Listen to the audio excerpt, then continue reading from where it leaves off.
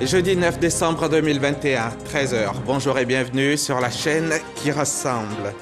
Un conseil des ministres s'est tenu hier au palais de la présidence de la République. Réunion présidée comme toujours par le président Alassane Ouattara. Parmi les points à l'ordre du jour, il a été question de la délimitation des territoires, des terroirs et villages d'Abidjan, l'autosuffisance en protéines et du recensement général de la population et de l'habitat. Nous sommes jeudi 9 décembre 2021 et le monde célèbre aujourd'hui la journée internationale de lutte contre la corruption. En Côte d'Ivoire, l'événement est célébré sous le thème « Agissons tous, disons non à la corruption », un appel à la mobilisation du gouvernement pour une riposte commune face à la corruption. Le président burkinabé a mis fin hier aux fonctions de son Premier ministre, entraînant de fait la démission de l'ensemble du gouvernement. Un remaniement ministériel est donc imminent. En poste depuis janvier 2019, Christophe Dabiré avait été reconduit en janvier 2021 après la réélection de Kaboré pour son second mandat.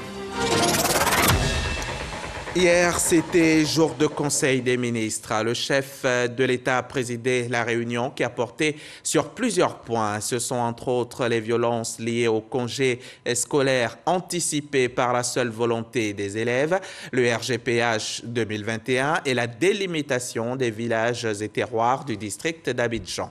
Awa Touré était prêt au point de presse du porte-parole du gouvernement, point de presse qui a sanctionné le conseil des ministres. La Côte d'Ivoire vise l'autosuffisance en protéines animales. Le Conseil des ministres ce mercredi 8 décembre, présidé par le chef de l'État, le président de la République Alassane Ouattara, a adopté un ensemble de projets qui concourent à l'atteinte de cet objectif. L'ensemble de ce dispositif vise notamment à éradiquer les pratiques illicites de pêche dans les eaux sous juridiction nationale, ce qu'on appelle généralement notre zone économique exclusive, d'assurer l'efficacité des activités de suivi, de contrôle et de surveillance des pêches et contribuer à la conservation des ressources halieutiques, mais également améliorer la productivité halieutique et garantir la sécurité alimentaire. Le Conseil a également examiné les conclusions des travaux d'analyse des préoccupations soumises par le secteur privé à l'issue du séminaire gouvernemental d'avril 2021. La réduction des délais de paiement des créances des entreprises sur l'État et la mise en place d'un système intégré de traçabilité. La sécurité juridique et judiciaire de l'investissement privé, la lutte contre la corruption et le renforcement de la bonne gouvernance, la lutte contre la fraude, la contrefaçon, la contrebande et la concurrence déloyale. En vue d'encadrer la croissance du pôle urbain, le gouvernement a autorisé la réalisation du plan d'urbanisme directeur des chefs-lieux de département et de région, ainsi que la délimitation des terroirs et des villages de la ville d'Abidjan. Il s'agit à terme de répertorier et de cartographier tous les villages du district autonome d'Abidjan qui sont estimés à environ 189 afin d'assurer une meilleure gestion du foncier et de prévenir les conflits fonciers intercommunautaires. Ce projet est prévu sur la période 2021-2023 pour un coût global de 1,2 milliard de francs CFA. Le Conseil des ministres s'est par ailleurs prononcé sur les violences en milieu scolaire liées au phénomène des congés anticipés. Pour quelque marginal que puisse être le phénomène, il est intolérable, il est inacceptable. Et des consignes ont été données pour que des sanctions administratives soient prises allant de l'exclusion temporaire à l'exclusion définitive en cas de récidive. Il pourrait s'en suivre donc des sanctions judiciaires. Et puis, le recensement général de la population et de l'habitat. Le Conseil a autorisé une autre phase de prolongation et de ratissage jusqu'au 14 décembre. Le ministère du Plan estime environ 3 millions de personnes encore à recenser afin que ces objectifs soient atteints. Sur Abidjan, il y a encore quelques difficultés dans certaines communes, notamment Cocody, Marcory, zone 4, Port-Boué et Bingerville. mais l'on note qu'il y a de plus en plus d'engouement aujourd'hui autour de ce recensement. Cette phase de prolongation du ratissage sera la dernière et nous pensons qu'à l'issue, nous aurons atteint donc nos objectifs. Notons que la 6e édition de la Semaine nationale des arts et de la culture est prévue pour se tenir du 16 au 22 décembre à Yamoussoukro.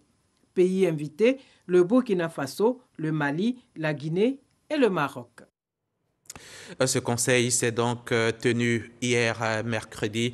La veille, le 7 décembre, le président Alassane Ouattara a tenu à saluer la mémoire de feu Félix Houphouët-Boigny, père fondateur de la nation ivoirienne. Houphouët-Boigny qui continuera d'inspirer les générations futures. Félix Houphouët-Boigny, on se souvient, est décédé il y a aujourd'hui 28 ans. Michel Digré.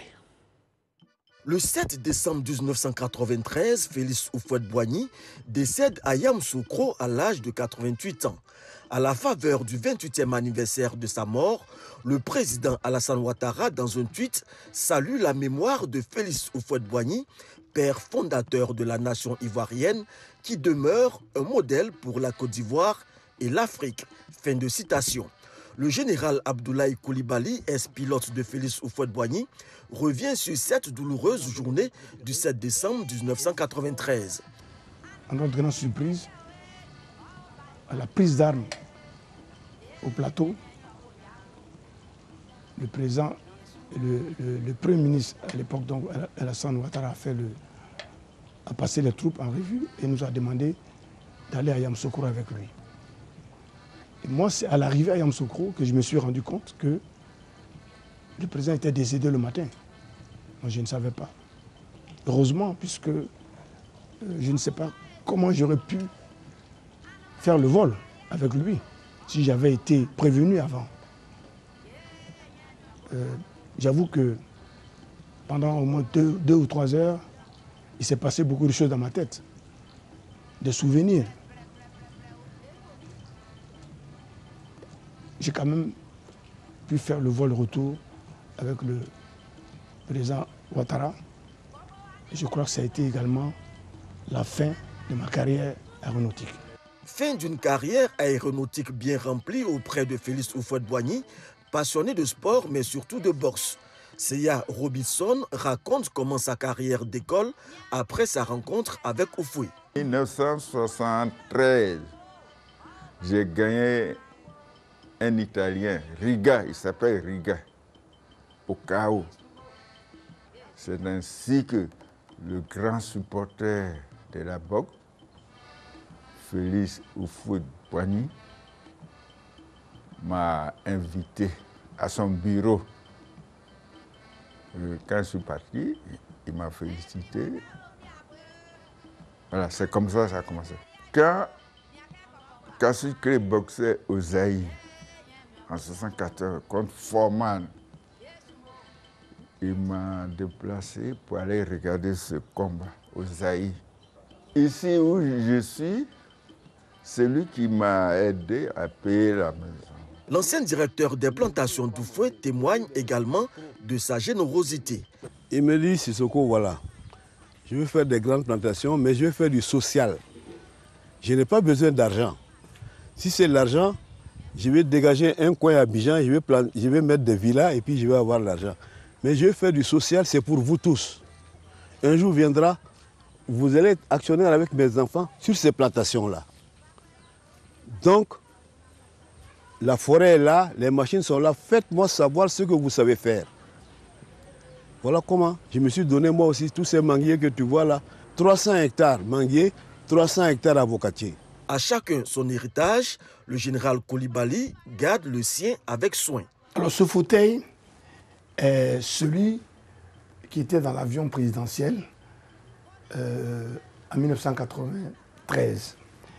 Et après 6 ans d'utilisation, le président Houphouët-Boigny nous a autorisé à changer le fauteuil. Alors j'ai demandé, bien sûr, je vais demander à avoir ce fauteuil chez moi. Et il a accepté. Et je vois que, vous pouvez le constater, il est encore solide. Et c'est un fauteuil qui a été utilisé par le président Houphouët pendant 6 ans. Houphouët le généreux, Houphouët le bâtisseur, Houphouët l'homme de paix, un lourd héritage aujourd'hui perpétué par le président Alassane Ouattara pour le rayonnement de la Côte d'Ivoire. Houphouët le président, Félix Houphouët-Boigny, à jamais donc dans nos cœurs. La corruption, une gangrène en Côte d'Ivoire. L'État a engagé la lutte. Le monde entier dit non à ce fléau. Ce jeudi, l'on célèbre la journée internationale de lutte contre la corruption. Votre droit, votre défi, dites non à la corruption, c'est le thème mondial. Mais en Côte d'Ivoire, on dit agissons tous, disons non à la corruption. On écoute le message du gouvernement. C'est Zoro Epiphane Balo qui le lit au micro de Moussa Konaté. La corruption est un frein à la croissance économique, un obstacle au développement. Elle étouffe les compétences et est nuisible à la bonne conduite des affaires publiques. Le phénomène constitue une inquiétude pour de nombreux États dans le monde. En Côte d'Ivoire, la lutte contre la corruption demeure une priorité pour le gouvernement. La corruption grève considérablement notre économie, sape les fondements de l'État de droit et compromet le développement inclusif de notre nation. C'est pourquoi, chers Ivoiriens, chères populations vivant en Côte d'Ivoire, je voudrais solennellement nous engager à dire non à la corruption. Je nous engage, au nom du gouvernement ivoirien, à nous approprier le thème national de cette journée. Agissons ensemble, disons non à la corruption. Un appel donc à la mobilisation pour une riposte commune face aux effets néfastes de ce mal planétaire. La Côte d'Ivoire dispose déjà de structures pour mener le combat contre la corruption. Plusieurs mesures ont été prises. La Haute Autorité pour la bonne gouvernance est portée sur les fonds baptismaux le 20 septembre 2013. Cette institution joue un rôle capital dans le contrôle de la corruption au regard de la déclaration de patrimoine imposée aux personnes occupant des fonctions à risque de corruption au niveau de l'État. La cellule nationale de traitement des informations financières a vu le jour en vue de lutter contre les circuits financiers clandestins, les blanchiments de capitaux et le financement du terrorisme. Des juridictions spécialisées dans la prise en charge des infractions liées à la corruption ont été mises en place et fonctionnent. Votre droit, votre défi, dites non à la corruption. C'est le thème de l'édition 2021 de la Journée internationale de lutte contre la corruption. L'événement est célébré ce jeudi 9 décembre. La corruption à bannir, l'incivisme sur nos routes à bannir également. 300 000, c'est le chiffre du jour. 300 000 cas d'infractions routières sont enregistrés depuis la phase de répression à travers la vidéo-verbalisation à Abidjan. Et c'est seulement depuis septembre. Chiffre communiqué par le directeur général des transports terrestres et de la circulation. C'était à l'occasion du rendez-vous hebdomadaire initié par le CICG, le Centre d'information et de communication gouvernementale. Ces images nous sont rapportées par Walter Amadou Ouattara. On en vient maintenant à cette formation organisée par la Commission de régulation de l'énergie en partenariat avec l'École des mines de Paris. Le renforcement de capacité porte sur la régulation de l'électricité en Afrique. Pendant quelques semaines, une vingtaine de cadres originaires de 8 pays africains seront formés entre Abidjan et Paris en France. L'objectif, c'est d'arriver à terme à une stabilité efficace de l'électricité en Afrique. Le reportage de Marie-Ange Kouakou dans un commentaire de Cheikh Koné Aboubakar. 20 auditeurs venus de 8 pays d'Afrique, dont la Mauritanie, le Niger, le Tchad et la Côte d'Ivoire, sont en formation. Permettent aux cadres africains de disposer de connaissances et de compétences nécessaires dans la conduite de leurs activités professionnelles est l'objectif de cette formation. Lorsqu'on veut faire de la régulation, il faut avoir du personnel qualifié. Et donc c'est pour la formation de ce personnel qualifié que nous avons estimé qu'il était bon d'avoir affaire à de bons formateurs, l'École des mines de Paris et d'autres personnes venant du Canada et d'ailleurs pour donner cette formation au cadre du secteur de l'électricité. C'est de faire en sorte que l'Afrique francophone bénéficie au cours des prochaines années d'un taux d'accès à l'électricité de ces populations de plus en plus élevé. Durant cette semaine, les 20 participants suivront les cours à Abidjan, ensuite à Paris en France. Cette formation est une réponse aux besoins exprimés par les régulateurs du secteur de l'énergie en Afrique. Le volet régulation de ce secteur-là, ça demande régulièrement une mise à jour parce que le secteur évolue régulièrement sur plusieurs plans. Et nous avons la chance d'avoir de hautes personnalités qui seulement sont des professeurs d'université qui connaissent très bien la matière, mais aussi des praticiens. Ça, c'est d'une part. D'autre part, cette formation constitue un cadre aussi d'échange. La 6e édition de la formation dénommée Badge de la régulation de l'énergie marque les 6 ans d'engagement de l'ANARICI en faveur de la formation des cadres africains. Et au moment où se tient cette formation pour une stabilité de l'électricité en Afrique, la Côte d'Ivoire continue d'éclairer ses villages de plus de 500 habitants. Les tout derniers villages qui viennent d'être raccordés au réseau électrique national sont de la sous-préfecture de Grand Bérébi et c'est une action du Conseil régional de San Pedro. Sam Conan, reportage. Les villages de Ménéké, Badiké et Dawa dans la sous-préfecture de Grand Bérébi sortent de l'obscurité. Désormais, grâce au conseil régional de San Pedro, les populations de ces 3 villages vont goûter au plaisir de la lumière. J'ai un peu les larmes aux yeux parce que les parents, ils sont décédés. Nos aïeux n'ont pas vécu ce moment. En tout cas, je suis très content. Je remercie le président de la République. Je remercie aussi le président Begré Donatien. À ce jour, plus de 60% des villages de plus de 500 âmes sont électrifiés. En 2015, le taux d'électrification était de 15%. Pour le président du conseil régional, les autres villages vont être électrifiés d'ici peu, grâce notamment au programme du gouvernement Électricité pour tous. Le conseil régional de San Pedro a électrifié à ce jour une quarantaine de villages.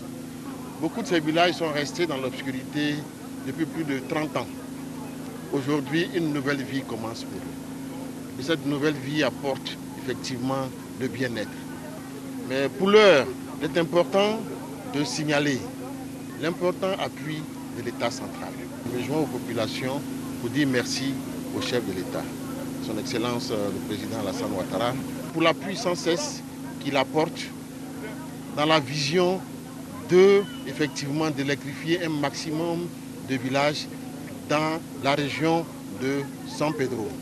La connexion au réseau électrique des 3 villages a coûté 161 millions de francs CFA au conseil régional. Les bénéficiaires n'ont qu'une seule prière, bénéficier des compteurs sociaux, des 1000 francs CFA. De l'électricité pour donner le sourire aux populations de Grand Bérébi, mais du côté de Bogué à Daloa, c'est de l'eau qui a fait le bonheur des habitants. Un forage électrique y est désormais installé et c'est un don d'une société coopérative agricole de la localité, comme vous pouvez le voir sur ces images. Qu'est-ce que c'est bon d'avoir de l'eau, comme c'est tout aussi bon d'avoir de l'électricité. Et avoir la santé, c'est le bonheur absolu, c'est l'idéal. Place au chapitre Covid.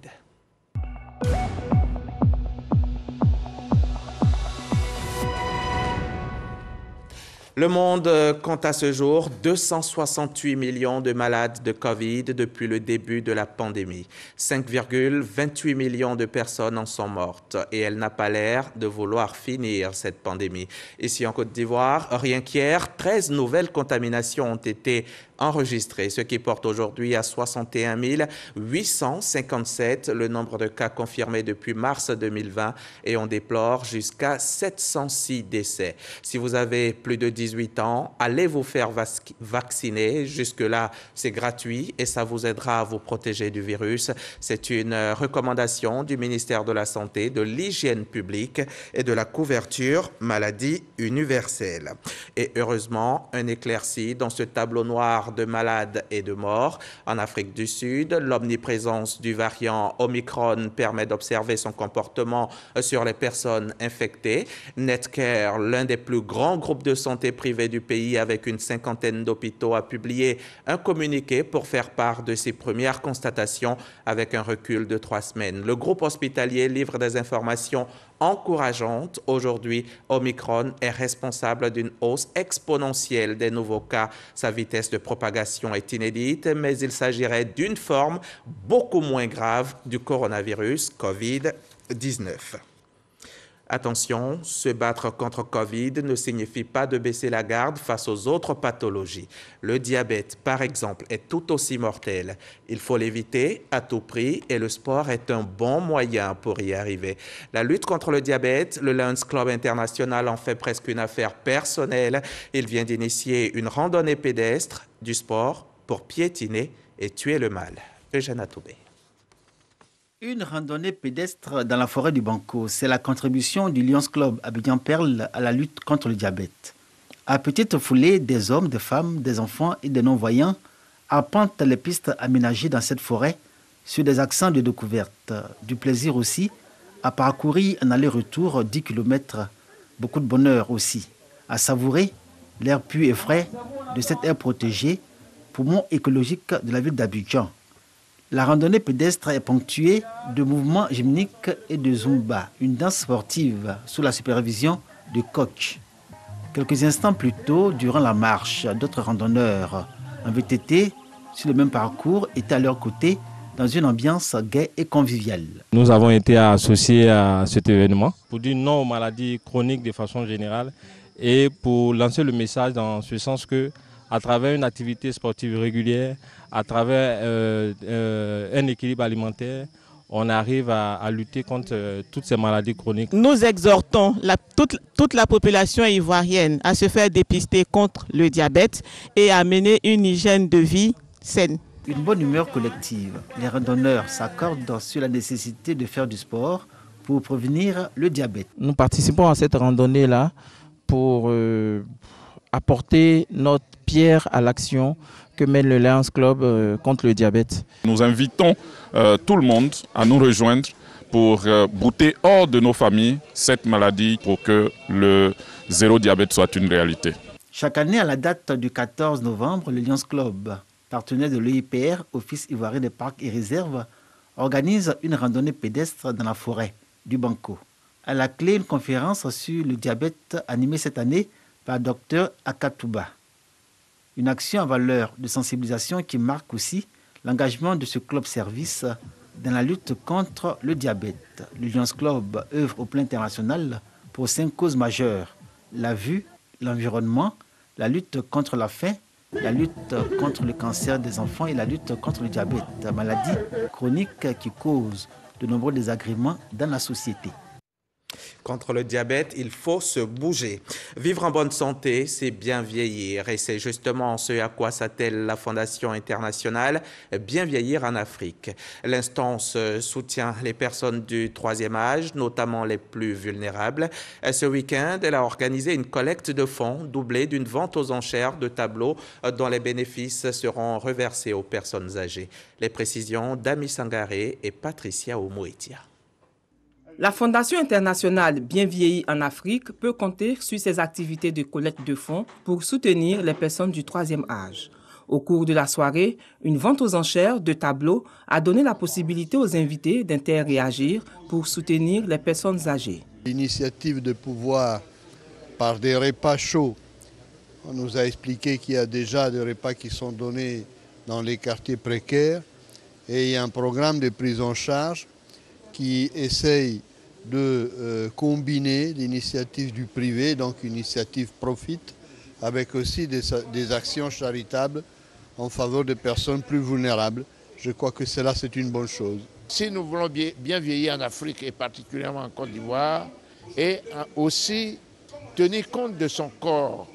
Pourquoi? Parce que ce corps qui porte le cœur a besoin de santé, donc d'être entretenu. La Fondation internationale Bien vieillir en Afrique veut étendre et pérenniser cette opération de partage et de générosité à travers des actions qui permettront l'amélioration de la qualité de vie des personnes âgées en Côte d'Ivoire. L'objectif majeur était de présenter nos programmes à la population en général, mais en particulier les invités qui étaient dans cette salle.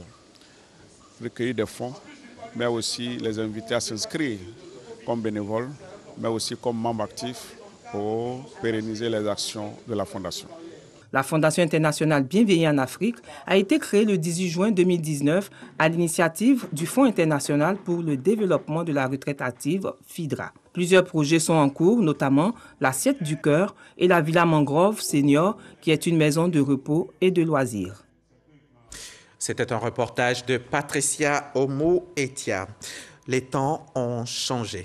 Hier, les élèves de Côte d'Ivoire se conformaient au calendrier des congés scolaires.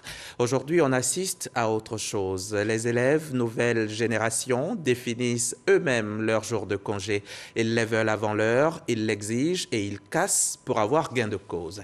Le réseau pour la promotion du civisme en Côte d'Ivoire s'insurge contre cette attitude. Éric Goré. Ils sont sur le terrain pour parler de l'importance de la discipline, du respect et des comportements civiques à l'école. Leurs cibles sont les élèves de Côte d'Ivoire.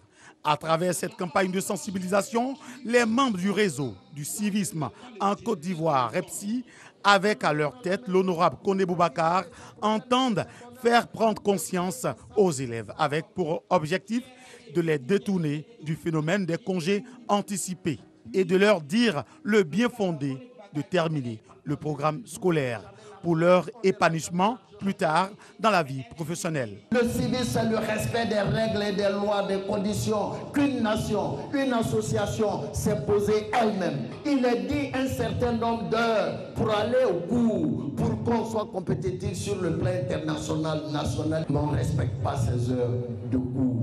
On fait des congés anticipés.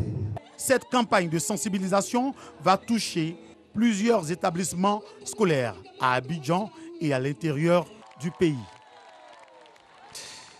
Merci Éric Gorebi. On va maintenant assister à cette journée consacrée à la promotion de nos langues maternelles et la cible première, c'est encore les élèves. Une initiative du ministère de la Culture et de l'Industrie des Arts et du Spectacle, cadre choisi, le lycée des jeunes filles de Yopougon, qui a servi donc de cadre à cette rencontre. Le témoignage de Godefroy Okambawa.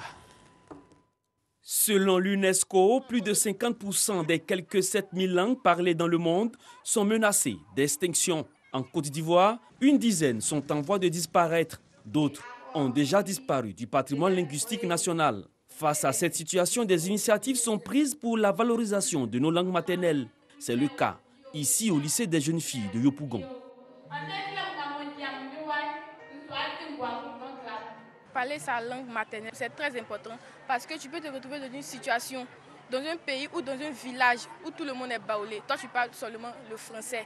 Maintenant, tu fais comment? Je veux inciter les parents à parler la langue à leurs enfants. On ne veut pas être des déracinés culturels.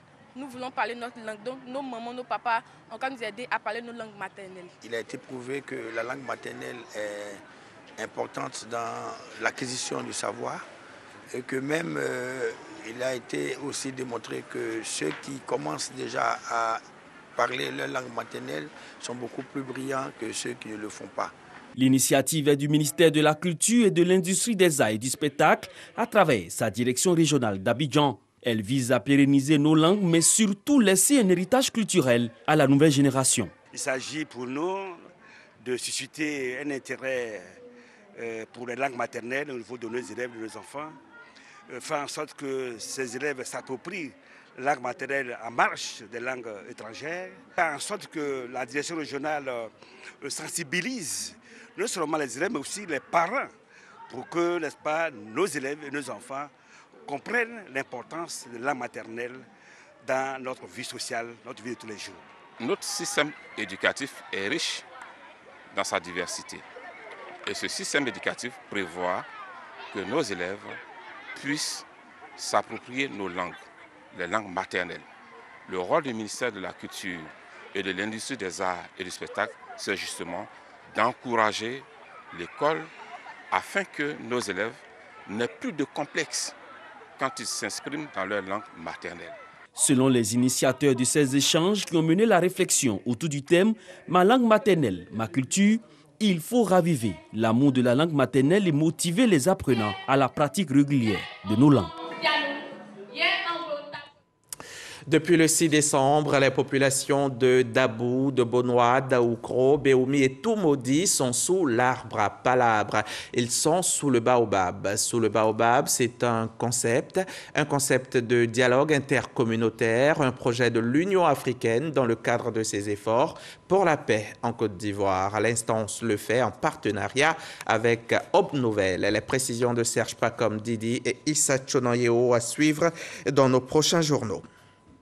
C'est reparti pour Bonjour, le spectacle d'humour et de bonne humeur du groupe RTI.